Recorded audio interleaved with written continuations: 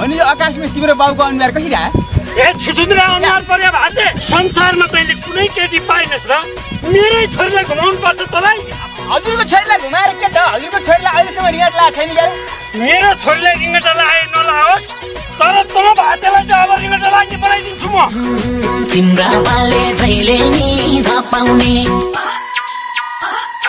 जहिले नि धपाउने मैले स्वास्ने तिमीले कोही नपाउने ढल्क्यो आधा पैसा ढल्क्यो विचार गर साइली सालले कुखुरा छोड्ला कसम त्यसले छोड्दैन तिम्रा घरमा आजैबाट चोर बिरालो पल्क्यो पल्क्यो पल्क्यो पल्क्यो जियो चर्चा घरदेखि गाउँसम्म